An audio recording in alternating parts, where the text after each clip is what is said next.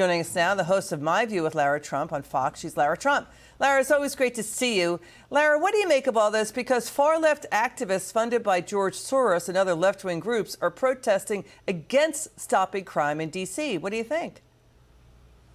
It's amazing, Liz, isn't it, to see how far the Democrats will go and how far, the people like George Soros who support them will go as well to fight against something that is common sense. This is just another one of those issues that the Democrats, of course, are on the wrong side of.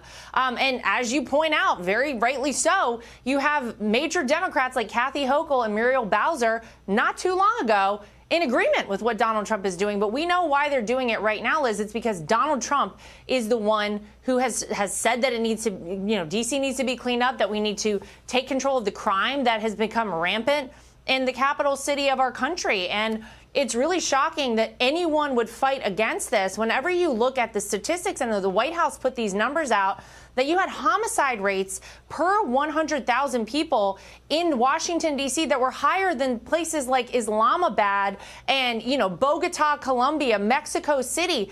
This is the capital of our nation. We want it to be safe. We want the streets to be clean. We want them to be walkable. We want to be able to take our families there and walk around. And as president of the United States, Donald Trump is saying, listen, I live there. I see this every day to and from, when I'm going to the White House from the airport. I can't believe that this is the state of things. So good for him and good for Judge Jeanine Pirro for taking this under their wing and saying, we're going to do something about this. I hope other major cities take note of this. This is the key. This is what we want to see happen. And I'm going to guess that a lot of people in D.C., even who didn't vote for Donald Trump, are going to be very grateful once that city is cleaned up. Yeah, let's talk about that for a second, because let's show the real Clear Politics average approval rating for President Trump. It's now at nearly 46%. That's more than 2 points higher than Barack Obama and George W. Bush's at this point in their second terms. But let's turn back towards what you're talking about, the Democrats and the media here. They're not reporting that D.C. has higher homicide rates than New York City, L.A., Boston, Seattle, Atlanta, Denver, El Paso, Phoenix, Dallas, multiple cities, Lara. And even after the D.C. police was accused of covering up the crime rate, cooking the books to make crime appear lower in D.C., D.C. still has higher crime rates and homicide rates in all of those cities.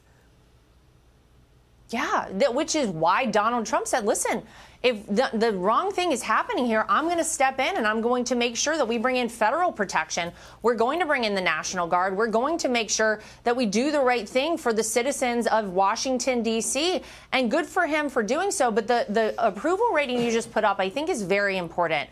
Donald Trump, I believe, is going to go down as the greatest president of my lifetime because he does things outside of the box. Who else would ever do something like this, Liz? You look at the deal that I think last time I was on your show, we were talking about with Apple, where Apple is going to have a supply chain that originates out of not anywhere but the United States. From now on, you see $600 billion worth of investment in this country because of Donald Trump. These are great things for this country. Nobody else was doing them, though. Nobody else would have said, we've got to get crime under control in Washington, D.C. Let me bring in the National Guard to do it.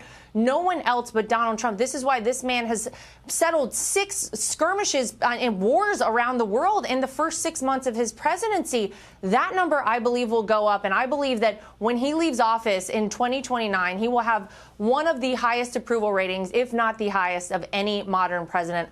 I'm grateful for him, and I know so many Americans are today. Lara Trump, we're grateful for you for coming on the show. It's great to see you again. Thank you so much.